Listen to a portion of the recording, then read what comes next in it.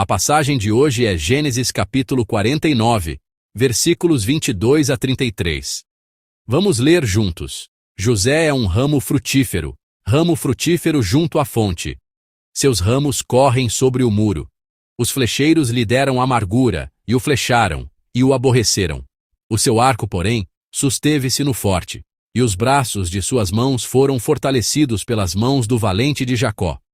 Donde é o pastor e a pedra de Israel, pelo Deus de teu pai, o qual te ajudará, e pelo Todo-Poderoso, o qual te abençoará com bênçãos dos céus de cima, com bênçãos do abismo que está debaixo, com bênçãos dos peitos e da madre. As bênçãos de teu pai excederão as bênçãos de meus pais, até à extremidade dos outeiros eternos. Elas estarão sobre a cabeça de José e sobre o alto da cabeça do que foi separado de seus irmãos. Benjamim é lobo que despedaça. Pela manhã comerá a presa, e à tarde repartirá o despojo.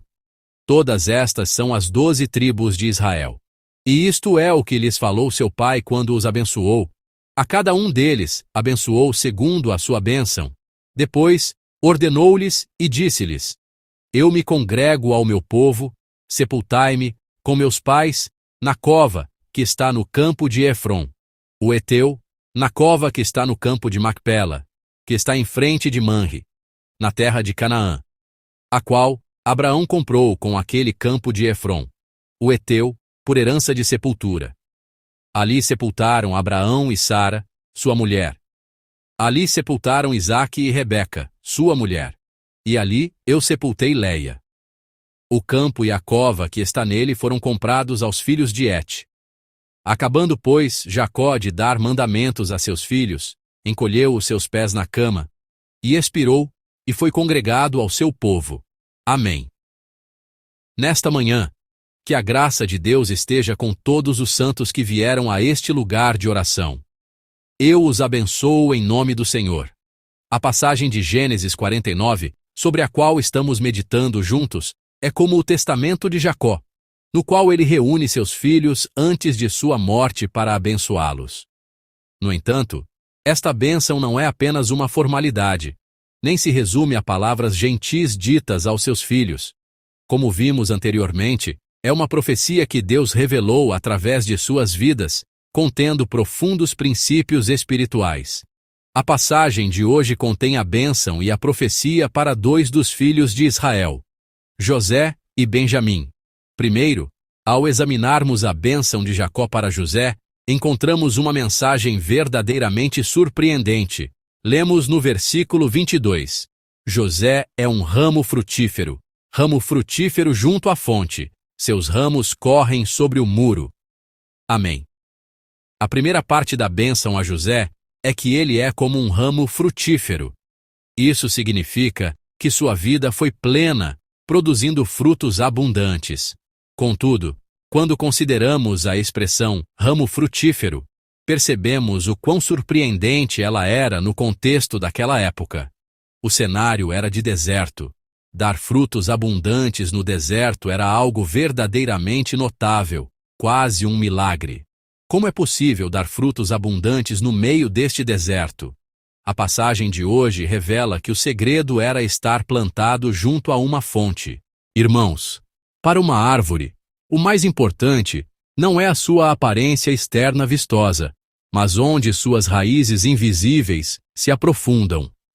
Quando suas raízes alcançam a fonte, a árvore pode produzir muitos galhos cheios de vida e frutos abundantes. A vida de José foi assim. As circunstâncias de sua vida foram como as de uma árvore plantada no meio do deserto. Ele foi lançado em uma cova pela inveja e ódio de seus irmãos, vendido como escravo e levado para o Egito, e injustamente acusado e preso em uma masmorra. Ele experimentou o fundo do poço que um ser humano pode experimentar. Ainda assim, como José pôde viver uma vida tão frutífera e abundante? A Bíblia diz que o segredo para isso foi ser um ramo frutífero junto a uma fonte.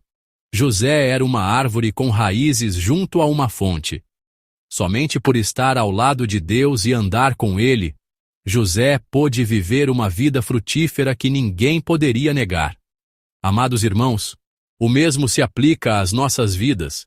Em que tipo de ambiente nos encontramos? Mais importante do que isso é: ao lado de quem estou agora? Onde minhas raízes estão fincadas agora? Isso é o mais importante. Nossas vidas devem estar conectadas a Jesus Cristo, a fonte de água viva. Somente uma vida enraizada em Jesus, uma vida unida a Ele, pode se tornar frutífera. O único caminho para darmos frutos é este: permanecer em Jesus Cristo. Em nossa vida de fé, servimos e nos dedicamos a muitas atividades na igreja. Vivemos ocupados. No entanto, estar ocupado não significa que nossas vidas darão frutos abundantes. Se nossas raízes não estiverem em Jesus Cristo, por mais ocupados que estejamos e por mais que sirvamos, os frutos dificilmente aparecerão em nossas vidas. Portanto, devemos nos lembrar que, sem Jesus, não passamos de um galho seco. Na vida que nos foi dada hoje, examinemos onde nossas raízes estão fincadas. Que possamos aprofundar nossas raízes em Jesus Cristo e, a partir de uma comunhão íntima com Ele, dar frutos abundantes em nossas vidas. Eu os abençoo em nome do Senhor. A bênção de José não para por aí. A palavra registra que ele não apenas deu frutos abundantes, mas que seus ramos ultrapassaram o muro. A segunda parte do versículo 22 diz: ramo frutífero junto à fonte, seus ramos correm sobre o muro. Amém. Os frutos de José não se limitaram à sua própria vida e à sua família. Esses frutos abundantes transbordaram, passando por cima do muro. Mesmo na posição de governador, ele não viveu apenas para si mesmo. Com os frutos abundantes que colheu, ele salvou seus irmãos e usou os muitos frutos de sua vida para salvar o povo do Egito. Sua vida foi uma vida que ultrapassou o muro. Irmãos, há muitos crentes que, mesmo crendo em Jesus, não conseguem ultrapassar o muro. Para eles, apenas a sua situação, a sua família, a sua vida são importantes e, embora muitos frutos sejam colhidos, há famílias que não conseguem ultrapassar o muro do seu próprio lar. Há uma vida de fé em que a bênção permanece retida dentro da família, sem ser compartilhada, sem fluir para os outros. Mas a vida abençoada que Deus nos descreve é aquela em que compartilhamos o que Ele nos deu com as pessoas ao nosso redor. Transbordar é a vida que Deus deseja para nós.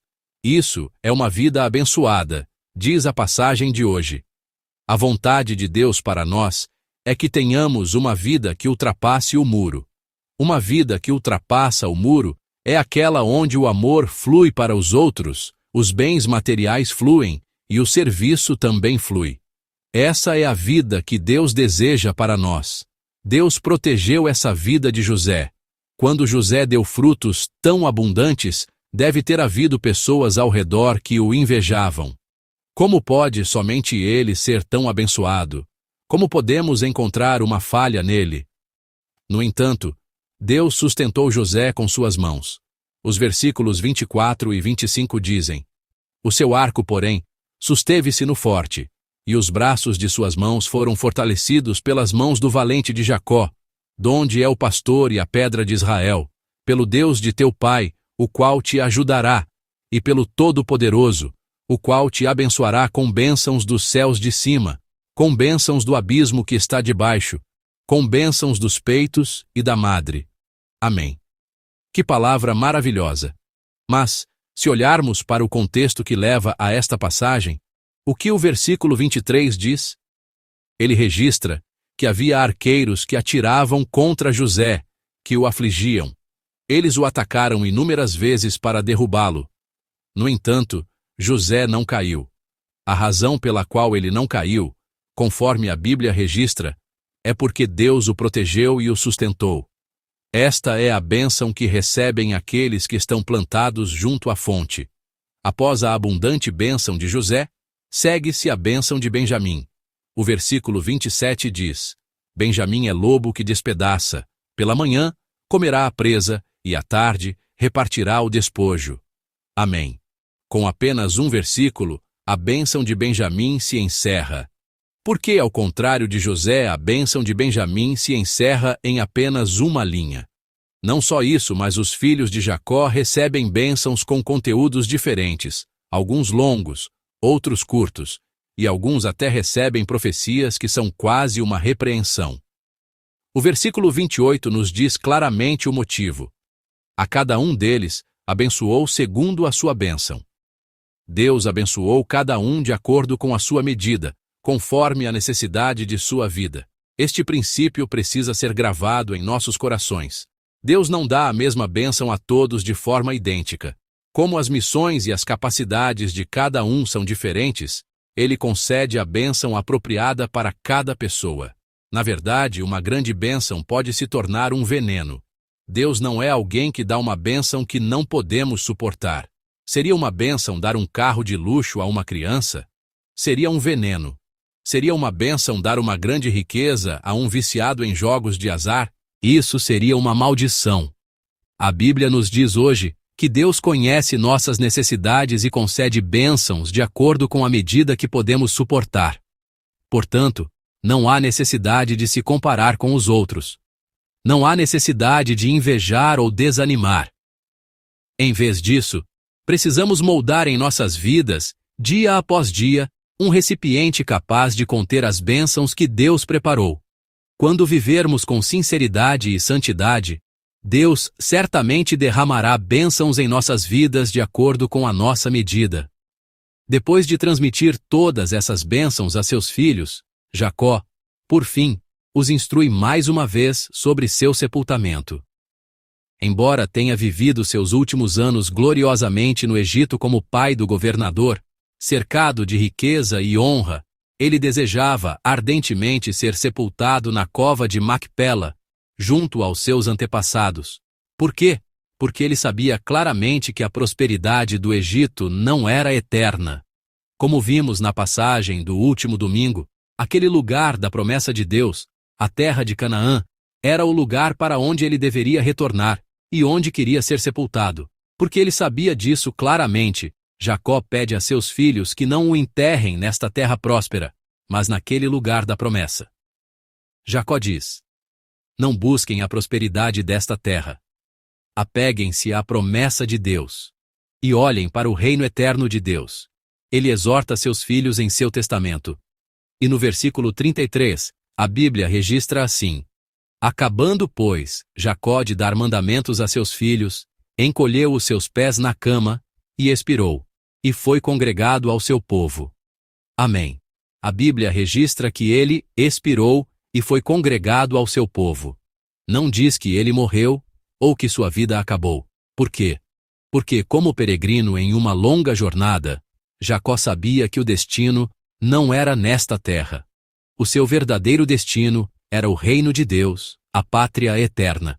Por isso, a Bíblia registra que, ao fim de sua jornada, ele chegou ao seu destino final, a sua pátria, sendo congregado ao seu povo. Amados irmãos, um dia, ao final de nossa jornada nesta terra, também chegaremos à nossa pátria, o reino de Deus. Se assim for, a maneira como vivemos nesta terra deve ser diferente. Lembrando que há um lar para o qual retornaremos, devemos viver cada dia nos preparando para esse encontro. Uma vida profundamente enraizada em Jesus Cristo, andando com Ele e dando frutos nele. Uma vida abundante em que esses frutos ultrapassam o muro para nutrir e abençoar muitas pessoas, em abundância. Essa é a vida que devemos viver. Amados irmãos, um dia chegaremos ao reino dos céus. Sendo assim, como devemos viver hoje? Que possamos viver uma vida abençoada, uma vida enraizada em Deus, uma vida abundante e uma vida que transborda essa bênção para os outros. Eu os abençoo em nome do Senhor.